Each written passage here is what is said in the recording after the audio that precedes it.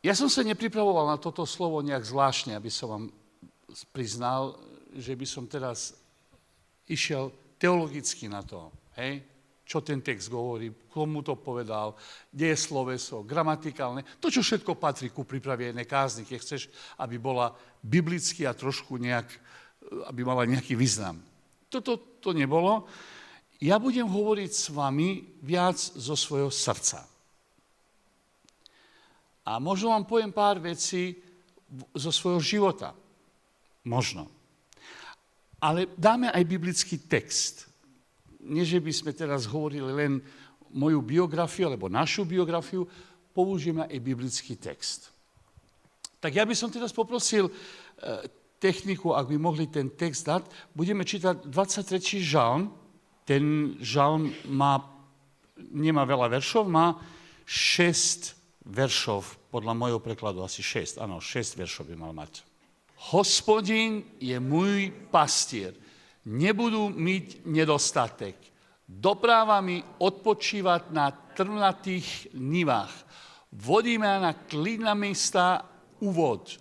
Naživu me udržuje, stezkou spravodlivosti me vedie pre své meno. A když pôjdu pokry smrti, nebudú sa báť ničeho zlého. Amen. Wow, úžasné. Ďakujem. Môžete si sadnúť. Ak som správne pochopil tejto sérii, alebo hlavne myšlienky vašej sérii kázni, alebo tej témy, ide dosť, ako téma vzťah je asi dosť dôležitý. Vzťah. Celý Boží zámer zo starého zákona do nového zákona, zo jednej večnosti, Božie večnosti, predtým, než hocičo existovalo, až do večnosti, ktorá príde, keď sa spojí nebo a zem, čo čítame vo Zjavení 22. kapitoli.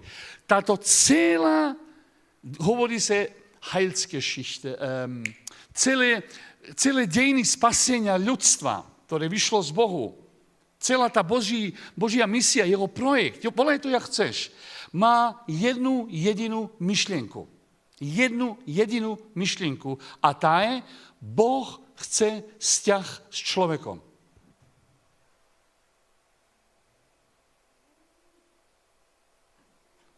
Všetky proroci, všetké obety, Golgota, Ježíš, Boh sa stal človekom. Apoštoli, cirkev, všetko, čo máme v Biblii, má jednu centrálnu myšlienku. Boh, ktorý stvoril človeka a ten človek sa vzdialil, lebo sa stalo, čo sa stalo, miesto, aby zjedli hada, zjedli to, čo had im ponúkol, no ja, oka. Takže, čo sa stalo, je ten trápas, ktorý máme. Všetko toto, i o tomto je Božie dianie, že chce navrátiť toho človeka k seba.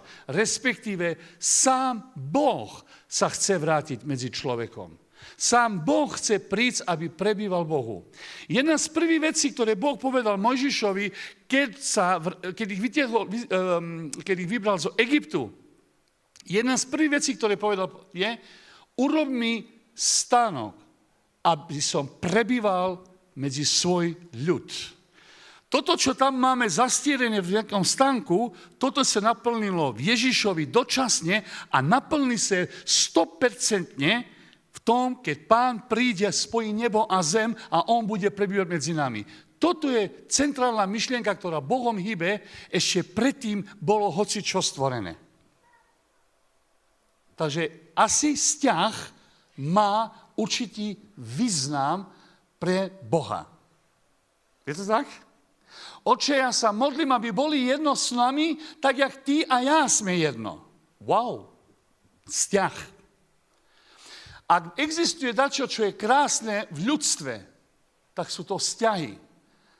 Ale zároveň práve to, čo je tak krásne, čo je tak vynimočné, jedinečné, práve na to mierí niekto, kto ten vzťah chce zrušiť. Aby mamka tu bola rozbitá, pretože jej syn je tam, kde je. Aby manželstvo, ktoré sa dalo dokopy plné nádeji, plné sľubu, po nejakom čase kvôli čemukoľvek, A vedel by som vám písať romány o tomto zo vlastného života, rozmýšľať o tom, čo som to urobil. Samozrejme, že vy to neviete teraz, o čom ja rozprávam, lebo vy ste na nejakom inom leveli toho, ale žiaľ, tento kazateľ je tam, kde je. Zatiaľ. A mohol by som teraz pokračovať. Vzťahy. Najdražšie vázy, nádoby, dobre hovorím? Čínske vázy, Ming, dynastia, nie sú robené zo železa.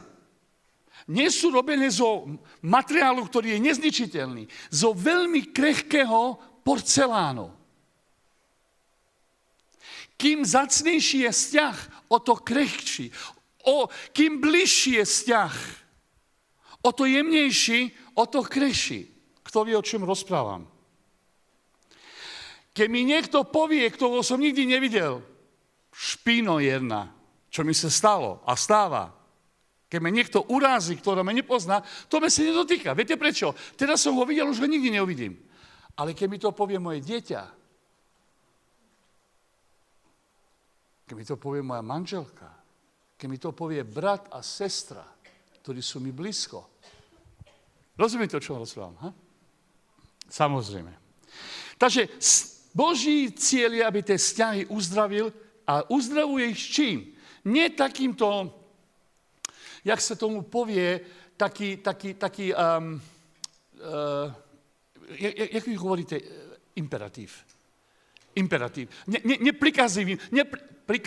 Neprikazujúcom formom. Treba urob to. Tak to urob. Čiže nie takomto formom. Boh nepríde jednoducho a povie, máte problém, váš vzťah nefunguje, teraz prikazujem, majte dobré vzťahy. Tak to Boh neurobí. Tak to Boh neuzdravuje naše vzťahy. Boh uzdravuje naše vzťahy tým, čo On je a to, čo On má. Inými slovami, Boh uzdravil náš vzťah s týmto, slovo sa stalo telo a bol medzi nami a ukázal nám, jak žije človek s Bohom a Boh s človekom. Toto nám ukázal a samozrejme my sme boli zrútení, lebo to by sme chceli, ale to nemáme. A teraz nám povie, ja ti nielen ukážem, čo mám, ale ja som tu, aby som ti dal, čo mám. Boh uzdravuje tvoje a moje vzťahy tým, že On nám dáva svoj vzťah. Mám tvoje amen na to? Viete, prečo verím Bohu? Viete, prečo verím, že existuje zajtra? Viete, prečo moje zajtra má cenu, aby som stal, aby som pokračoval? Viete, prečo? Viete, prečo stojím tu dneska a kážem? Viete, prečo som tým, čo prečo sa investujem do cirkvi? Prečo vôbec verím Bohu? Viete, prečo? Len kvôli jednej veci. Lebo viem, že existuje niekto, kto to so mnou myslí lepšie, než si ja to viem predstaviť a nebudeme učiť, ak na nejakej univerzity, čo je dobre, čo je správne, čo je nesprávne, kde som zlyhal, kde som nezlyhal, hoci aj to mi ukáže, ale tým, že mi povie, ty sa staneš, ktorým som ťa stvoril. Počúvaš? Ty sa staneš, ktorým som ťa stvoril. Ja mám najlepšiu verziu teba a som práve pri tom ti pomôcť, aby si ju objavil a je vložil do mňa. Budem ti ďakovať svojim životom, čo sme spievali. Naplním tvoj sen. Boh má jeden sen, vieš ktorý? Nebol to ten známy černošský kazateľ, ktorý povedal I have a dream. Famózne slovo. Ja ti poviem dačo. Je Boh, ktorý hovorí I have a dream. Ja mám sen. Ktorý? Ty si môj sen. Ja a ty po horách slávy a jednoty, aby sme sa prechádzali. Toto je dôvod, prečo my sa stávame tým, čo sme, lebo Boh nás stvoril taký, aký sme. No to bolo miesto, keby si mohol povedať amen. No to by bolo miesto, keby si to amen mohol povedať s vierou. Čo teraz ten žalm má s týmto? Musím sa pozerať na hodinku oka. Dobre. Takže, čo teraz ten žalm?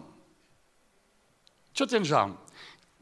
Pozriem si s vami, prejdeme si cez ten žalm rýchlo a pozrieme si 3 rôzne roviny vzťahu vo tomto žalme. 3 roviny vzťahov. Tento žalm napísal práve podobne král Dávid. A Dávid bol pastier. Takže keď niekto dačo vedel o ovečkách, tak to bol Dávid. Len v tomto žalme Dávid není pastier. Dávid je ovečka. Dávid seba opisuje jak ovečku, ktorá má vzťah ku svojmu pastíru. Veľmi zaujímavé. A teraz si z tohoto uhla my sa pozrieme. Hej? Čiže Dávid je ovečka, tak ako aj ty a ja. Ježiš povedal, moje ovečky poznajú mňa. On nás porovnáva ovečkami. A teraz pozrite, prvé tri verši. Tie prvé tri verši, tam on chváli, hovorí, tá ovečka hovorí o svom Bohu niekomu. Ovečka sa rozpráva obrazne, aby sme zostali v tom obraze. Neberte teraz to teologicky, prosím vás, ale obrazne. Ovečka Dávid rozpráva ovečke Martinovi dačo o svom Bohu. Lebo pozrite, v akoj formy on rozpráva o Bohu. Hej? On, o tretej osoby. Dávid rozpráva o Bohu týchto veršov o Bohu ako tretej osoby. Neoslovuje Boha priamo. Je to neviem, či gramaticky to u vás takto znie. Ha? Je to tak? OK. Čiže on neoslovuje Boha, on nerozpráva s Bohom, on rozpráva s niekým o Bohu. Je to tak? A o čom rozpráva? Čo všetko prešiel? Pastviny, čerstvá voda, občerstvenie duši. Čo on teraz vlastne robí, dalo by sa povedať, je to človek, ktorý má vzťah k Bohu a ten vzťah, ktorý má, zažíva v tej časti toho vzťahu, zažíva úžasné veci. Zelenú pastvu, čerstvú vodu. Vo Blízkom východe púšť, čerstvá voda niekedy má väčšiu cenu než olej a zlato. Čiže vzácnosti. Občerstvuješ mi dušu. Takže svedectvo za svedectvom. Existuje epocha, existuje miesto, existuje čas, keď vo živote kresťana je pastva zelená. A kdekoľvek sa otočíš, ty máš pocit, že celý svet je zelená pastva. Smet není prečo? Lebo zdroj vody to je s tebom. Tvoja duša není potláčená. Tvoja duša pozná len, ty si dobrý nepovedal, a už Duch Svätý prichádza pre teba. Lúja, to je pokračovanie potom toho požehnania. Poznáte takéto chvíli, keď jednoducho si sa zdá, čokoľvek chytíš, ono ide, ono funguje. Tu vieš, wow, som tak vďačný, že poznám tohoto Boha. Som tak vďačný pre tento zbor. Keď vzťahy v zbore fungujú, každý ťa miluje, ty každého miluješ, obývate sa, ako jednoducho cítiš sa, jak táto ovečka v týchto troch veršoch. Poznáte takéto obdobia. Každý kresťan to má.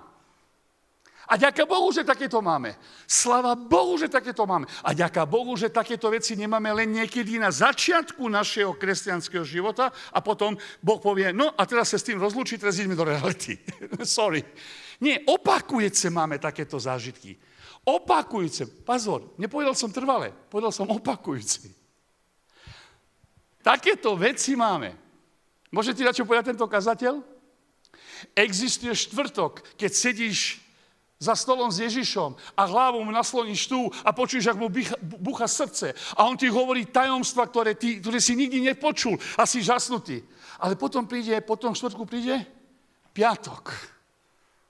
Toto je štvrtok, by sa dalo povedať. Toto sme na hori všetkých zasľúbenia. Na hori všetkých zasľúbenia.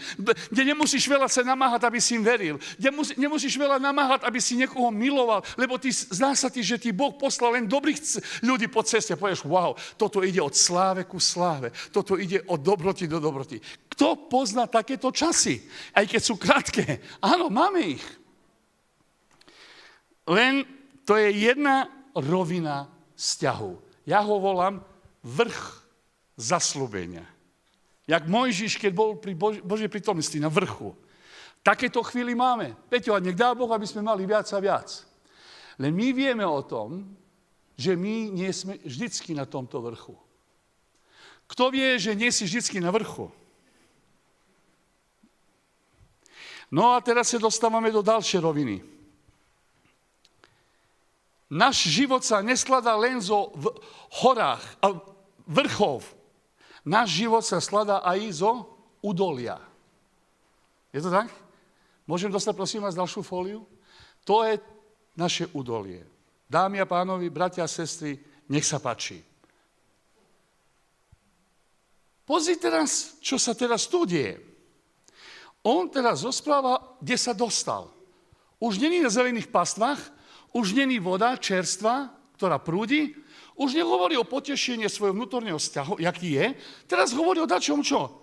Aj keby som kráčal cez údolie, pozor, dám zatvorku, tak aj keby som kráčal, to není hypoteticky, to by sa dá povedať, a keď budem kráčať, aj keď som, to není hypoteticky. Hej? To není žiadny, to je realita. Keď my budeme cez nejaká údolia. Keď budem, ty budeš sa mnou. Čiže nebudem sa báť, hovorí o smrti, hovorí o tmy. Ovečka nemá rád, ona nie je stvorená, aby sa plazila cez údolia tmy. Ona to nepotrebuje. My to nepotrebujeme. Ale napriek tomu, že to nepotrebujeme, sa tam dostaneme. Takže to je to, čo on tam opisuje. OK? Len teraz, pozrite, majte na pamäť, prosím vás, tie prvé 3 verši, Dávid rozprával o Bohu ako o svedectve, ako o niekomu, o ktorom rozprával. On rozprával tam o Bohu. Ale všimni si teraz, jak teraz oslovuje Boha tu. A když pôjdu rokli smrti, nebudú sa báť ničeho zlého, zdaj sa so mnom si kto? Aha, teraz ho oslovuje priamo. 5-krát, podľa toho, aký príklad máte, 5 alebo 6-krát Dávid používa vo prvých 3 veršoch Boha ako tretiu osobu. Rovnaké číslo máme tu, ale teraz priamo ho oslovuje. Teraz už nerozpráva o Bohu. Teraz rozpráva so Bohom. Vo prvých 3 veršoch rozprával o tom, čo jeho Boh urobil pre jeho. Každýkrát Boha spomenul spojené s nejakým požegnaním vo prvých 3 veršoch. Vo týchto veršoch spomína Boha kvôli tomu, čo Boh je. Tamto spomínal Boha kvôli tomu, čo Boh urobil. A to je pohode, to je top. Teraz spomína Boha kvôli tomu, čo Boh je. Teraz je Boh Bohom. Osobným. Nie ten, ktorý je zácný, lebo me požehnal s tým a tým. A nechcem, aby sme to teda, aby to bol protivklad. Buď alebo. Ja ti len chcem ukázať, snažím sa povedať, že existujú aj takéto situácii v rámci našeho vzťahu s Bohom. A keď toto nevieme vydržať, tak máme problém. Veľa kníh, kresťanských kníh, mocných známych autorov je na tomto svete, vo cirkvi, ktorí ti povedia 26 kľúčov a 29 krokov a 15 duchovných zákonov, prečo by si sa nemal dostať do verš 4 až 5. Lebo keď žiješ správno s Bohom, keď máš správnu vieru, ty to samozrejme neuvidíš. No ja ti poviem, že to tak není. Ja som zastavca toho, že si myslím, že to není. Ja som vďačný za verš 1 až 3. Halelúja Bože. Ale ja viem, že existuje aj verš 4, 5 a 6. Ja som vďačný pre štvrtok, ale ja viem, že existuje aj piatok. Ale ja mám dobré posolstvo pre teba. Po každom piatku príde nedeľa. Takže teraz je Boh Bohom. Ty ma potešuješ. Hej? Na tej hory zasľúbenia, na vrch tej hory chválime Boha pre zelenú pastvu, pre čerstvú vodu. Túto teraz on chváli Boha kvôli jednej veci, lebo ty si so mnou. Lebo ty si so mnou. Veľakrát kresťan myslí, očakáva, túži potom, sa mu problémy, Bože, ja sa modlím teba, aby si tento problém vyriešil. Kresťan teraz očakáva, aby riešenie tohoto probléma vyzeralo takto. Problém zmizne nejakým spôsobom, ten problém už nebude tlačiť, nebude mi robiť problémy, ktoré mi robí a problém vyriešený. Ja ti to neviem vysvetliť. To je mystérium. Ale existuje vyriešenie probléma bez toho, aby problém zmizol.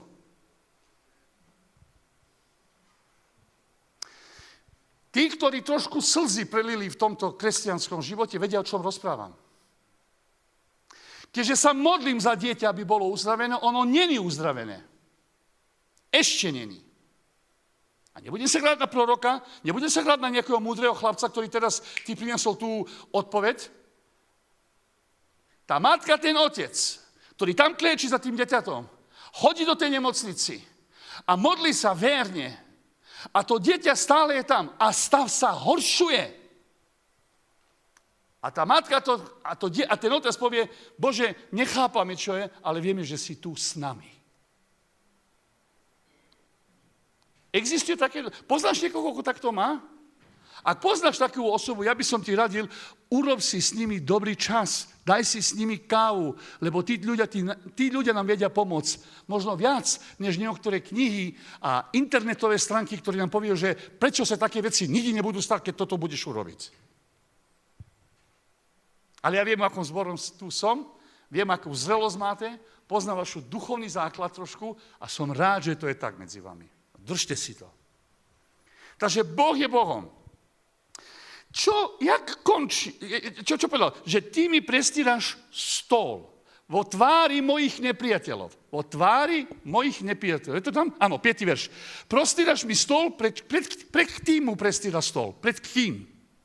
V tvári mojho brata, moje sestry, mojich priateľov, zhromaždenia, narodenenia, na svadby, mojich protivníkov. To vieš, čo to znamená? Ešte stále problémy sú tam. Protivník je kto? Protivník je všetko a všetci, ktorí sa protivia tomu, čo Boh chce. Tomu, čo teba a mňa robí dobre. To je protivník.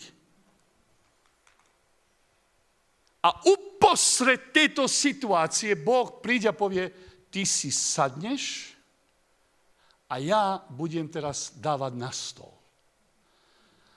Vo tvári tvojich nepriateľov. A vieš, čo prestíre Boh na tomto stole? To, čo on je. Vo tvojom živote. Vo môjom živote. Protivník, smrť je najväčší nepriateľ človeka. Čokoľvek človek vo dejiny ľudstva skúsil ako odpoveď na smrť položiť, smrť je rezistentná proti tomu. Rezistentná. Prečo? Lebo na to, aby sme mali odpoveď na smrť, tú odpoveď na smrť nemôžeme hľadať seba, ona musí prísť externe, musí prísť von, musí prísť niekoho, ktorý není nakázený tom silom smrťom. A to bol Ježiš. Preto Boh tam hrá tú rolu, že ty sedíš, nepriateľ je tam a Boh prestíre na stôl všetko to, čo on je a čo má. A týmto uzdravuje naše okolie. V tvári nepriateľoch. Nezabudnite, že Boh vyvedol Židov z Egyptu uprostred toho, že prebývali v Egypte. Je to tak? Nezabudnite, že Boh privedol Egypt Židov na druhú stranu mora tým, že išli cez more. Nie nad morom. A som rád, že Mojžiš nebol Nemec. Keby Mojžiš bol Nemec, Boh by povedal, Mojžiš by si povedal, Hans, budujme most made in Germany. Boh to riešil takto. Cak a ideme. Nebudem sa báť, nie preto, že obídeme, poznáš tajnú cestu, jak obísť údolie. Nebudem sa báť preto, lebo ty zapneš svetlo vo tomto údolí a to údolie sa ostane mojom obývačkom, lebo ju obzdobíš. Nie. Údolie smrti zostane údolie smrti. Tma zostáva tma. Nepríjemný okolnosť zostane nepríjemná okolnosť. Ale dôvod, prečo sa ja budem mať dobre, je čo? Lebo ty si so mnou. Keď Boh je Bohom, kvôli tomu, že je Bohom. Najdôležitejšie je, aby to najdôležitejšie zostalo to najdôležitejšie. A vieš, čo to je? Vzťah so živým, mocným Bohom, pre ktorom sa kláňajú nebo a zem, ktorý je nad všetkým, ktorý je jediný, absolútny, ktorý je definícia všetkého dobrého a slávneho, ktorý sa nestáva dobrým, lebo ti robí dobre, a on je dobrý, lebo je dobrý v seba. A preto, že je dobrý, vykonáva dobro. Boh sa nestáva dobrým, že vykonáva dobro, Boh vykonáva dobre, lebo je dobrý. A ten Boh hovorí teba a mňa, neviem, mám sen. Ja mám sen. Jaký Bože? Chcem, aby si sedela v mojej loni. Pamätáte si, jak Ján opisuje Ježiša? Nikto nevidel, Ján 1. kapitola, 18. verš. Nikto nevidel Boha Otca. Jednorodený syn. Jednorodený, čo znamená tamto slovo jednorodený? Jediný vo svojom charakteri. Jediný vo svojej podstate. Jediný, ktorý tak existuje. Není druhý. Ten jednorodený syn, stvoriteľ neba a zem, je u Boha nejak stvoriteľ. Nejak druhá. Ak nejaký všemohúci král, ktorému sa všetko kláňa, ako syn, ktorý sedí v loni svojho otca a ho má rád. V loni svojho otca Ježiš není stvoriteľ, Ježiš není král, Ježiš je syn. Syn. Vzťah. A Boh, keď pozrie Ježiša, on povie, chcem viac takých. Toto chcem viac. V mojej loni je toľko priestoru. Ten, ktorý drží všetky oceány vo svojej vohe, prichádza do konca, neboj sa. Ten, kto drží všetky oceány vo svojej prázdnom dlane. Ten, ktorý merí vesmír so svojimi miliardy, má o koľko svetlostných rokov, ten má dosť priestoru vo svojej loni, aby si sa zmestil aj ty a ja tam. Amen? Rozumieš tomuto kazateľovi? Takže to je tá druhá časť tohoto vzťahu. Tá prvá časť toho vzťahu, everything is fine. Všetko je želené, a nie kvôli tomu, že máš želené okuliare, ale pastvina je zelená. Všetko je fajn. Ale potom prichádza čas takéhoto, ale aj tam je fajn. Nie preto, že je fajn, ale preto, že Boh je tam. Rozumieš mi? OK, prichádzam k finišu. Pristávame. Kam to všetko má viesť? Jaký to význam má? Jaký plán má Boh s týmto? Medzi prvým a tretím veršom a 4, 5, 6. Černé-biele. Požehnanie, trápenie. Požehnanie, trápenie. Jaký to význam má? Ja si myslím, že Boh má iný plán. Ja si myslím, že Boh má vyšší plán s týmto. A to je moja posledná myšlienka.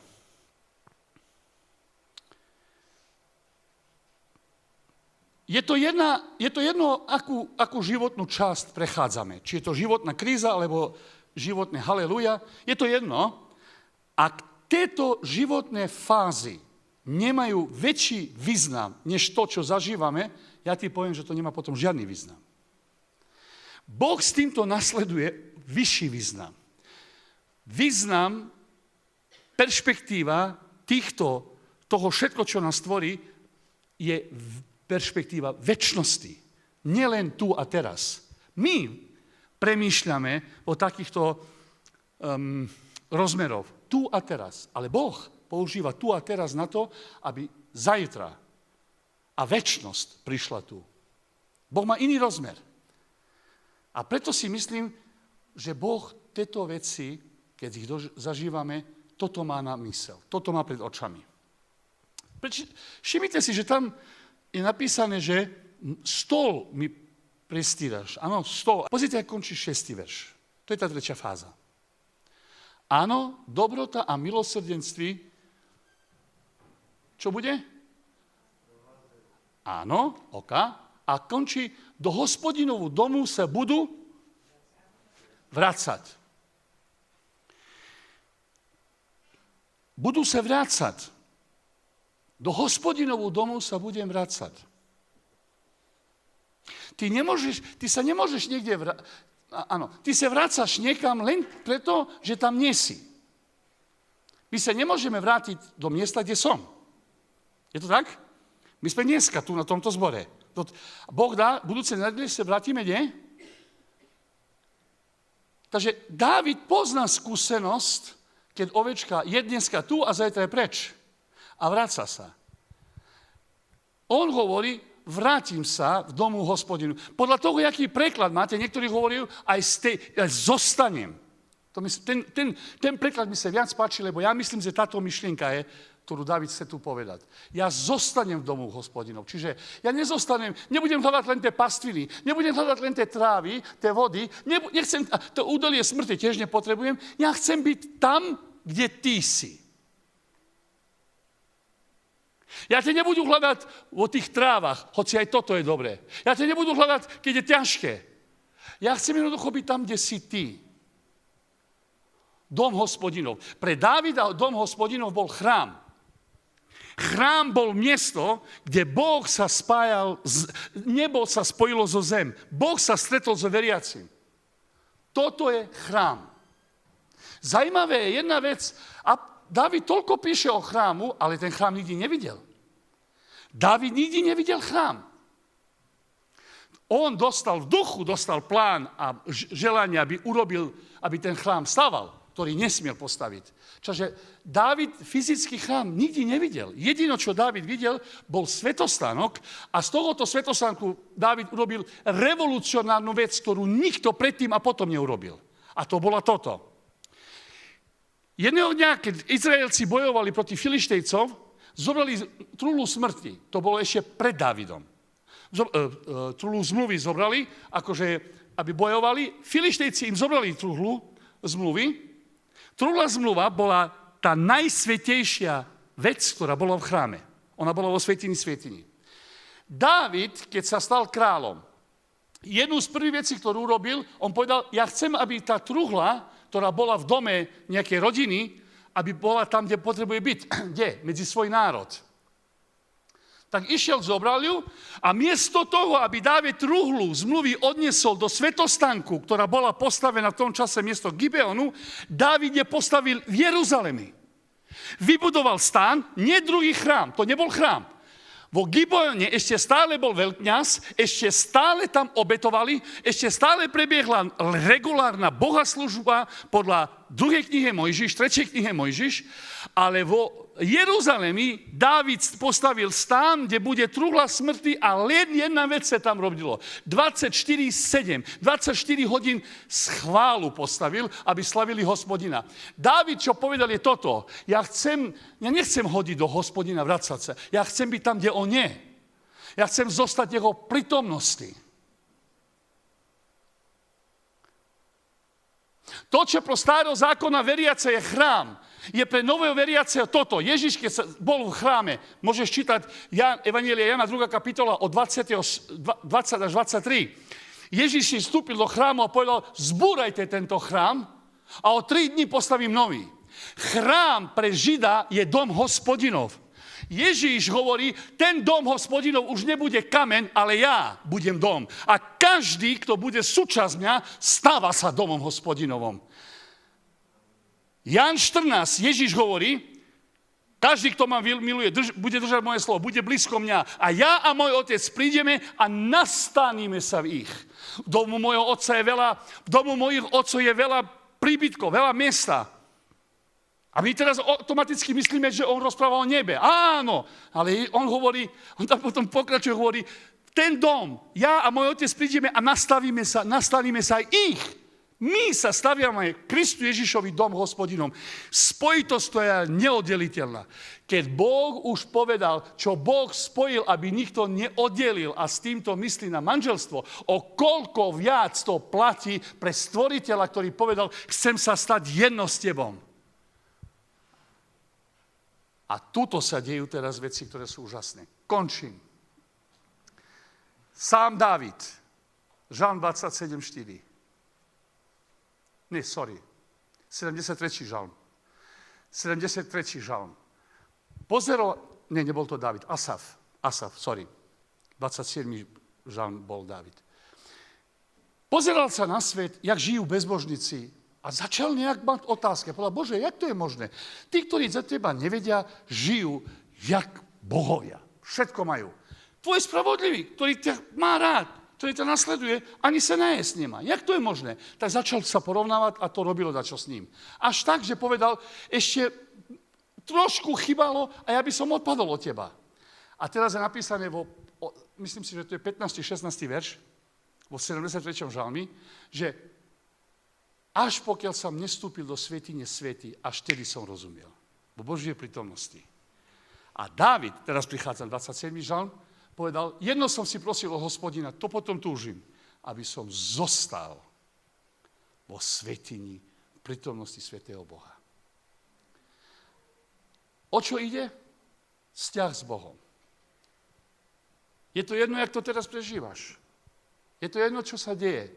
Tvoj vzťah, náš vzťah s Bohom, nikto nemôže zobrať. Nikto. My rozhodujeme. Prečo? Prečo to všetko? Lebo Boh chce v teba a cez teba urobiť to, čo len môže urobiť cez človeka, ktorý má vzťah s Bohom. Byť požehnaný a byť požehnanie. O tom to je. Všetko, čo prechádzame ľudia, počujeme veľmi dobre.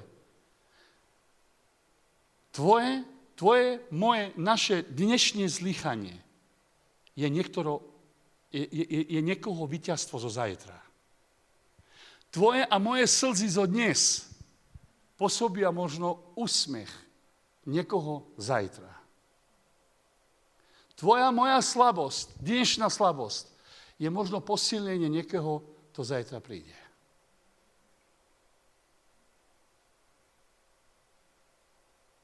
Jeho rána sme uzdravení. A čo toto? Čo keby naše rany, naša zranina nevykonávali, nevyproduktovali horkosť, hnis, ale uzdravenie. Čo keď cez naše rany by vyšlo to, čo je vo nás? To, čo vložil vo nás. Toto je možné len tedy, keď on sa nastane, keď on je tam. Chcem sa pomodliť s nami.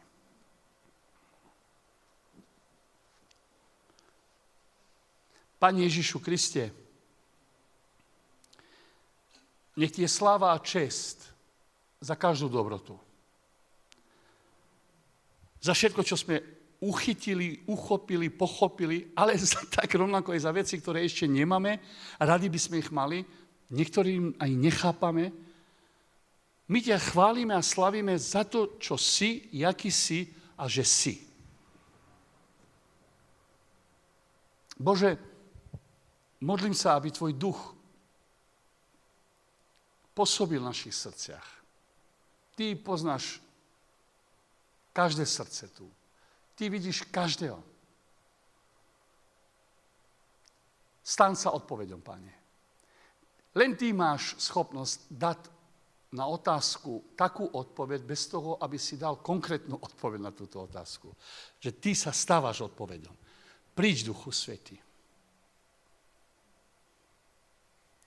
A ďakujem za tvoj dom, ďakujem za tvoju cirkev, ďakujem, že tam chceme byť, tam chceme prebývať. Požehnaný je muž a žena, tí, ktorí sú zasadení vo predvoriach tvojho domu napísané.